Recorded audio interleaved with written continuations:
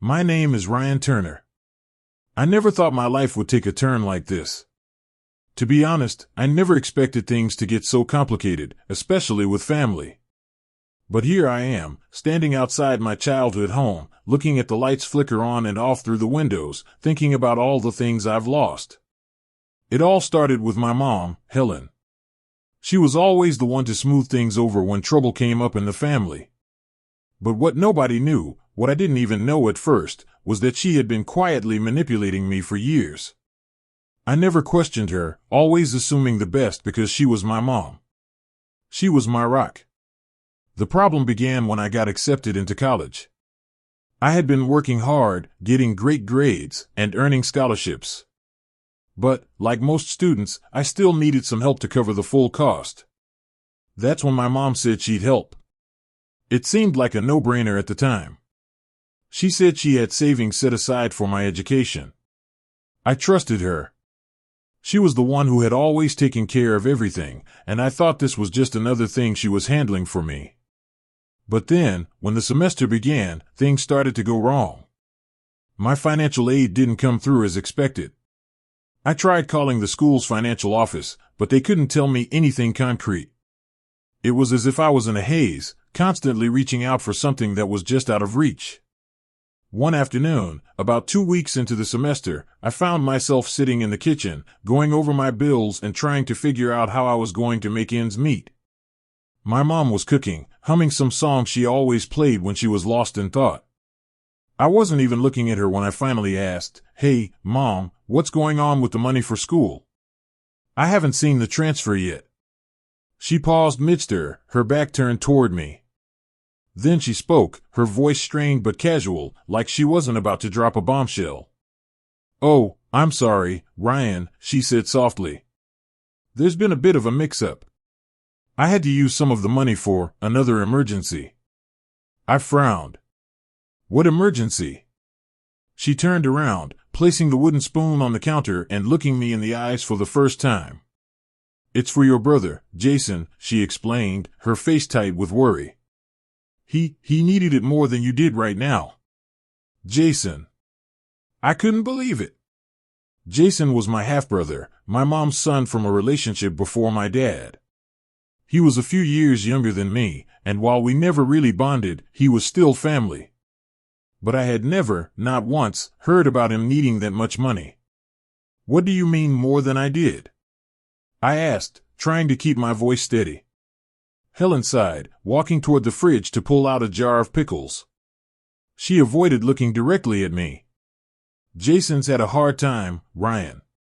He's been struggling with his own issues, and he's just a lot more vulnerable than you are." I could feel my heart pounding in my chest. The words didn't make sense. My mind raced with questions. My brother had never asked me for help. I had always been the responsible one, the one who stayed out of trouble and took care of my future.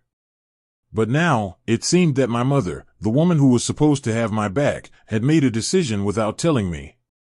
And, even worse, she had used my tuition money to bail out Jason. I didn't know what to say. A surge of anger started to rise, but I didn't want to explode. "Not yet." "So, you spent all my school money on him?" I finally managed to ask. Helen's eyes softened with what looked like guilt. "It wasn't all of it, Ryan. Just part of it. But I'll help you out. I'll make it work." Make it work? She had made a decision without consulting me at all, and now she expected me to just accept her vague promises? I stood up from the kitchen table, my heart hammering in my chest. "I can't believe this. You've known about this, and you never told me? You've been sitting on this the whole time?" She turned her face away, tears welling up in her eyes. "You don't understand. Jason, he's always been more fragile, and I couldn't just leave him out to dry. He's family too." I wasn't sure if it was the anger, the confusion, or the hurt that made my voice break, but I found myself shouting, "You're supposed to be my mom. You were supposed to help me get to school.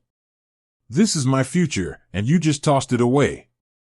She winced at my words, and for a moment, I thought she might break down. But instead, she stepped back, crossing her arms over her chest defensively. Ryan, you need to calm down. I'm doing the best I can. Best she could? This wasn't the best she could do. This was a betrayal. I felt the walls closing in around me, suffocating me with the reality of what had just happened. Fine, I snapped. I'll figure it out on my own. But you better not come crying to me when everything falls apart. With that, I turned and stormed out of the kitchen, my mind spinning in a whirl of confusion and fury.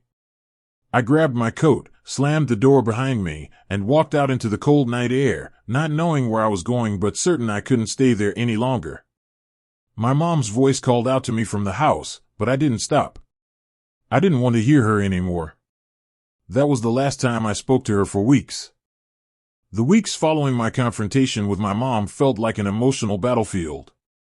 Every day, I woke up to the crushing reality of how my life had turned upside down. What used to be a simple path, get good grades, go to school, work hard, had now become a tangled mess of confusion, anger, and betrayal. I didn't know where to turn, but what I did know was that I had to make something happen for myself. My mom's words, her betrayal, weighed heavily on my mind, but I wasn't going to let her decision ruin everything I had worked for. I just needed a plan, and I needed it fast. One morning, I was walking to campus when I bumped into Noah. He was a quiet guy, one of those people who never seemed to care much about the drama that surrounded others. I'd known him for a couple of years, but we weren't particularly close. Still, I needed someone to talk to, and he was the only person who wasn't caught up in the same whirlwind of gossip and chaos that everyone else seemed to be immersed in. "Hey, Ryan, you look different," Noah said as I walked up to him. His eyebrows raised slightly, and I could tell he was trying to read me. "I'm fine," I muttered, brushing past him. "Just tired. I don't want to talk about it." But Noah, as usual, didn't let it slide that easily. "I didn't say anything about talking, but you can't just walk around looking like you're carrying the weight of the world and not expect me to notice." I paused. He had a point. I didn't want to be that guy, the one who kept it all bottled up inside and let everything eat him alive. "I don't know, man. Things have been rough," I admitted reluctantly. "My mom messed up. She used my tuition money to help my brother out. I don't know how to fix this. I'm trying to figure it out on my own, but it's a lot, you know?" Noah looked at me for a long moment, his gaze steady but sympathetic. "I get it. That sucks. But you can't do this alone. Maybe it's time to lean on other people." The last thing I wanted was to admit to anyone that I was struggling. I'd always prided myself on being independent, handling things on my own. But Noah was right, maybe I couldn't do it all alone. "Who can I lean on?" I scoffed. "I don't trust my mom right now, and I sure as hell don't want to ask for handouts. It's humiliating." "I'm not talking about handouts," Noah said, his voice calm but firm. "I'm talking about finding other ways. Maybe there's someone who can help you find a solution, not just give you money but help you figure out the bigger picture." I wasn't sure what he meant at first, but something in his tone made me reconsider. He didn't seem like the kind of person who would suggest some shallow solution, so I listened. "What are you thinking?" I asked, genuinely curious. Noah gave a small shrug. "I don't know anyone personally, but I've heard about a couple of organizations that help students in situations like yours. They don't just hand out cash, they help with finding scholarships, arranging loans, or even putting you in touch with people who have been in the same boat. They'll offer guidance, not pity." That was a revelation.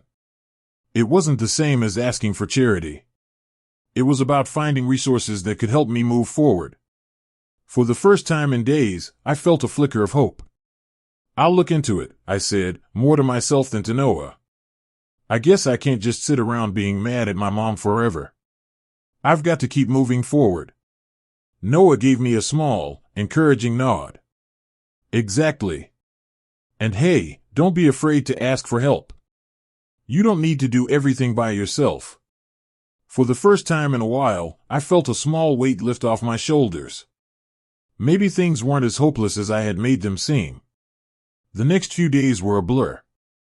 I spent hours researching scholarships, student loan options, and any other potential avenues that could help me pay for school. I contacted the organizations Noah had mentioned, hoping to find something that could ease the burden. To my surprise, one of them responded within a few days, offering me an appointment with a counselor who specialized in student finances. I was skeptical at first. I'd always been independent, and the idea of relying on someone else to fix my mess felt like admitting defeat. But I swallowed my pride. I needed this. I needed to figure it out. The meeting was set for a Friday afternoon. I remember feeling a mix of anxiety and anticipation as I walked into the office. The counselor, a woman named Sarah, greeted me warmly and asked me to sit down. "Ryan, I understand you're facing some financial challenges," Sarah said, her voice calm and reassuring. "But I'm confident we can find a solution together. Tell me what's been going on." I hesitated for a moment before spilling everything: my mom's betrayal, my lack of support from family, and the overwhelming fear of losing my future. I was honest with her in a way I hadn't been with anyone else. It felt good to finally release the tension that had been building up inside me. "Thank you for being honest," Sarah said after I finished. "It's clear you've been through a lot, but there are options available to you. We can explore emergency loans, deferred tuition payments, and other financial assistance programs. But what I want you to know is that you don't have to give up on your dreams because of this setback." Her words were like a lifeline. I hadn't realized how much I needed to hear them until now. There was a way forward after all. My path wasn't closed, it was just more complicated than I had imagined. By the end of the meeting, Sarah had already helped me apply for a series of emergency grants and financial aid options. She gave me advice on how to restructure my budget and even referred me to a local mentorship program for students facing financial hardship. It wasn't the perfect solution, but it was a start. As I left her office that day, I felt a renewed sense of hope. It wasn't going to be easy, but I was no longer standing alone. There were people out there who understood and were willing to help me rebuild what had been shattered. The week after my meeting with Sarah felt like a strange mix of hope and uncertainty. I had applied for every possible aid program I could find, and though I didn't expect a miracle, there was a small part of me that clung to the possibility that my life might start to take a better turn. But, as the days dragged on, nothing came through. No responses from any of the scholarships, no word from the loan companies. I was starting to feel the weight of reality settle back onto my shoulders. It was like pushing a boulder uphill with my bare hands, exhausting, frustrating, and, honestly, discouraging. One evening, as I sat at my desk surrounded by textbooks and financial aid documents, my phone buzzed. A new notification from my email. I opened it quickly. It was from one of the scholarship organizations I had applied to. My heart skipped a beat as I clicked open the message, hoping for something positive, though I was half expecting another rejection. The subject line read, "Congratulations. Scholarship award notification." I stared at the email, my brain taking a few seconds to process the words on the screen. Had I really just been awarded a scholarship? My eyes flicked back and forth across the email as I read it over again. The scholarship was for students in my field of study, and the amount was enough to cover a significant portion of my tuition. It wasn't the full amount, but it was enough to take a massive burden off my shoulders. The rest of the letter outlined additional opportunities for mentorship, career guidance, and further financial aid. It was like a lifeline in the middle of a storm I wasn't sure how to navigate. I let out a shaky breath, staring at the email, almost in disbelief. This was a huge break, more than I dared to hope for. In that moment, I realized how much I had been carrying, and how badly I had needed something like this to remind me that there were good things still possible in my life. I quickly replied to the email, accepting the scholarship offer and providing the required documentation. My hands shook as I typed out my thanks, and when I hit send, a weight I hadn't realized was there lifted, even if only a little. The next morning, I felt a sense of optimism I hadn't felt in weeks. It was a small victory, but it felt like a victory nonetheless. I wasn't out of the woods yet, but this scholarship meant that I had a fighting chance. For the first time in a long time, I allowed myself to breathe a little easier. When I arrived at campus that morning, I found Noah waiting by the entrance. He smiled when he saw me, a look of curiosity on his face. "How'd it go?" he asked, clearly remembering our conversation the week before. I grinned, my mood lighter than it had been in ages. "You were right. There's a way out of this. I got a scholarship. It won't cover everything, but it's enough to make a huge difference." Noah's eyes lit up, and he slapped me on the back. "That's awesome. See? I told you there were options out there. You just had to trust that something would work out." I laughed, feeling a sense of relief wash over me. "I wasn't sure if I believed you at first, but you were right. This is more than I could have hoped for." We stood there for a moment, both smiling, before I let out a deep breath. "You know, Noah, I've been so focused on how everything went wrong that I forgot there are still good things out there. I wasn't seeing the full picture." He nodded, his expression serious. "It's easy to get stuck in the bad stuff, Ryan. But you've got a future ahead of you. It's not over yet. You're just getting started." For the next few weeks, everything began to fall into place. My scholarship helped cover a large portion of my tuition, and with the new mentorship program I had joined, I started connecting with people who had once been in my position, struggling, trying to make it on their own, but had come out on the other side with success. Their stories helped me realize that this wasn't the end of my journey, it was only the beginning. But even with the positive momentum, there were still moments of doubt. I would wake up in the middle of the night, heart pounding, wondering if everything was going to fall apart. My mom hadn't really reached out, and the rift between us was still there, a looming reminder of how she had let me down. Though things were looking better financially, the emotional part of my recovery was still a long road ahead. One day, just as I was about to head out for a meeting, my phone rang. It was my mom. "Ryan," she said, her voice flat and somewhat guarded. "I've been thinking about what happened. I know things haven't been easy between us, and I want to apologize. I've been selfish, and I've made a mess of things." I stood there, frozen in the middle of my apartment. My initial instinct was to hang up and shut her out completely. But something inside me stopped me. I didn't want to carry that anger anymore. I didn't want to stay stuck in the past. "I'm not saying it's okay, Mom," I replied, my voice steady despite the storm of emotions inside. "But I hear you. I appreciate you saying that." She sighed on the other end. "I don't expect forgiveness overnight.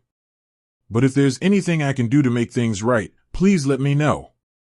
We talked for a few more minutes, but it was clear that we were both treading carefully. It wasn't a clean slate, and it wouldn't be easy to rebuild what we had.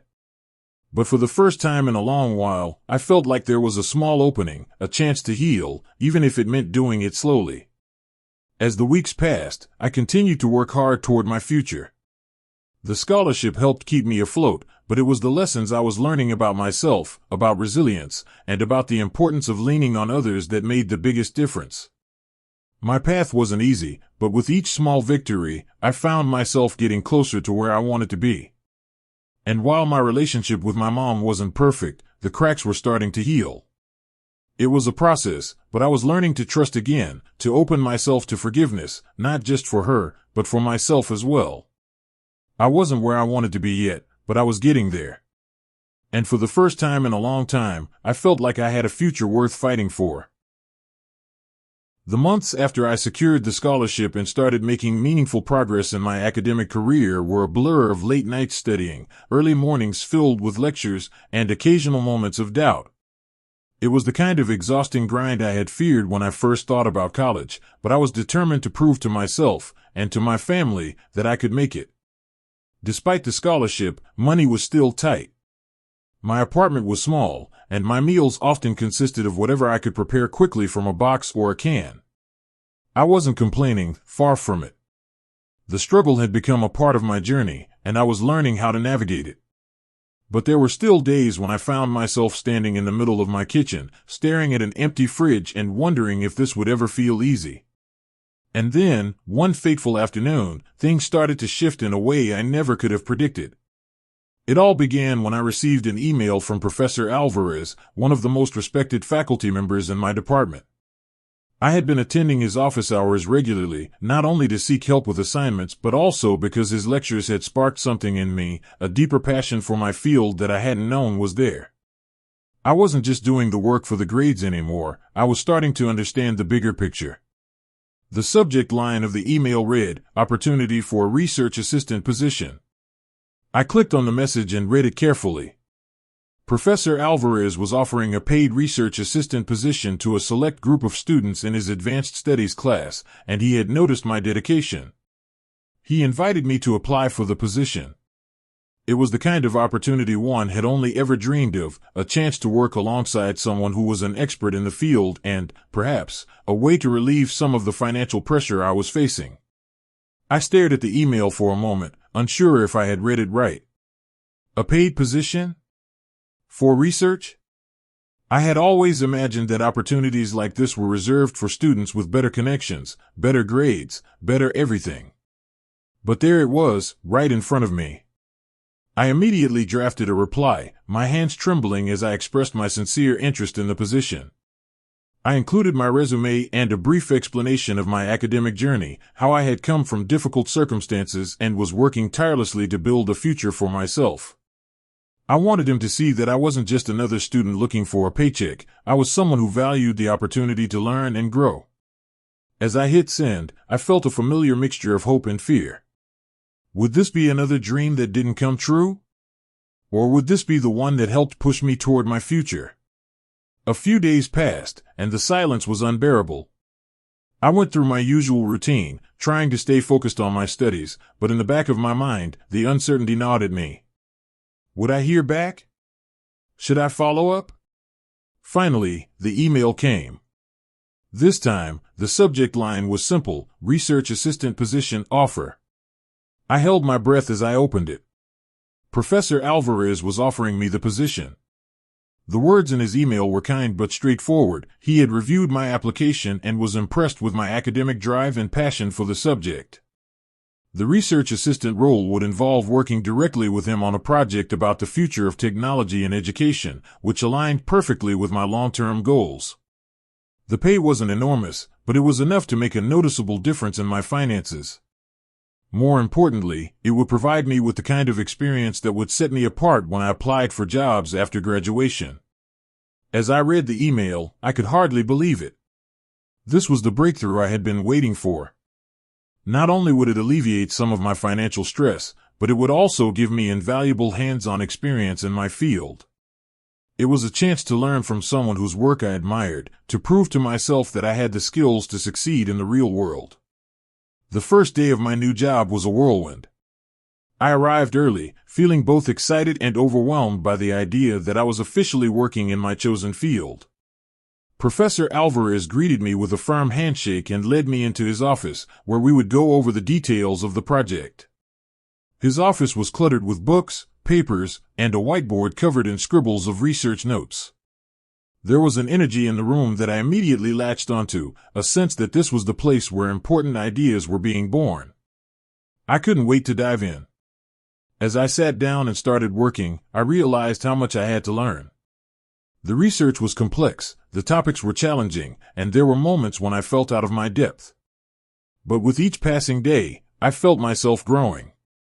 Professor Alvarez was patient but demanding, pushing me to think critically and to question everything. He didn't let me take shortcuts, but that was exactly what I needed. It was like he saw potential in me that I hadn't even recognized myself. And though the work was difficult, it also gave me a sense of purpose. For the first time in a long while, I wasn't just surviving, I was thriving. I was contributing to something bigger than myself, and that made the struggle feel worth it. As the weeks passed, I began to notice changes in myself. I was still struggling financially, but my sense of self-worth had grown. The work with Professor Alvarez reminded me why I had chosen this path in the first place, because I believed in the power of knowledge and the potential for technology to change lives. I was no longer just a student trying to make ends meet, I was a researcher, a contributor to the future of my field. And then, something unexpected happened. During one of our late-night research sessions, Professor Alvarez leaned back in his chair and looked at me with a thoughtful expression. "Ryan," he said, "I've been watching your work, and I have to say, I'm impressed. You've got the drive and the talent to make a real impact in this field. Have you ever thought about pursuing a PhD?" I blinked at him, taken aback by the question.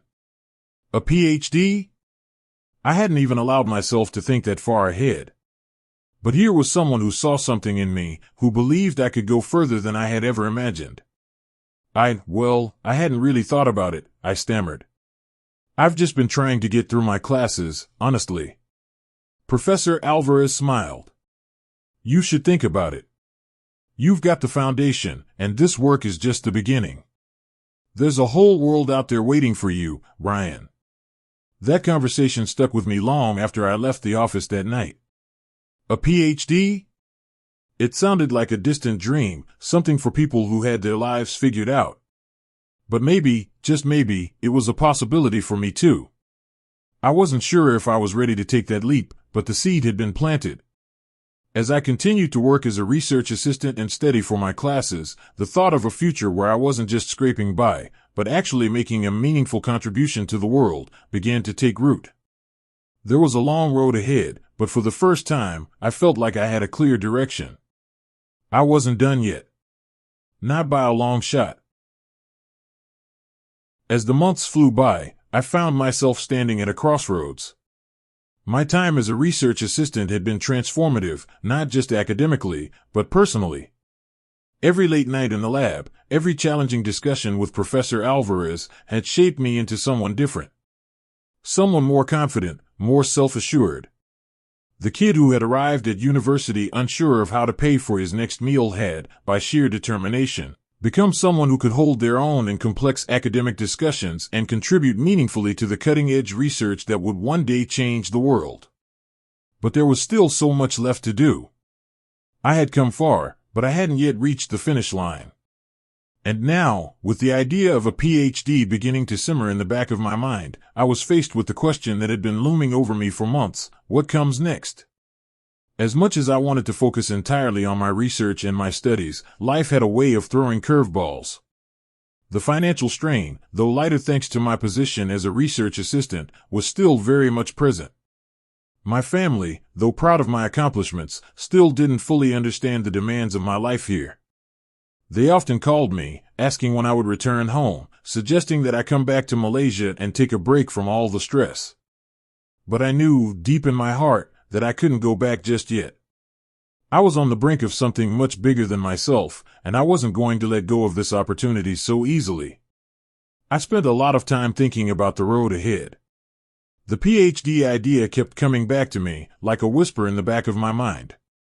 Professor Alvarez had mentioned it more than once, and the idea of dedicating my life to research, to becoming an expert in my field, started to appeal to me. But that path wasn't easy. It was filled with sacrifices, with years of grinding away at my research, with the possibility of even more financial strain, and with the pressure of expectations, not just from my family, but from myself. There were nights when the doubt crept in. Was I good enough for a PhD? Was I truly capable of doing what Professor Alvarez saw in me? I had never been the smartest kid in the room. I had always been the underdog, the one who had to fight a little harder than everyone else just to keep up. But now I was staring at the possibility of taking the next big step, and that terrified me. Could I really handle it? Would it be worth it? Then there was another issue I had to confront: my relationship with my family. The guilt of being so far from them had weighed heavily on me for years. I missed them terribly. Every milestone I reached felt bittersweet because I couldn't share it with them in person. There were still moments when my mother would send me long, emotional texts, telling me how proud she was, how much she missed me. My father, though proud, was still a man of few words. But I could hear the unspoken expectation in his voice. He wanted me to succeed. He wanted me to do well, to prove that I had made the right decision in leaving home. But at the same time, there was always the question of when I was coming back.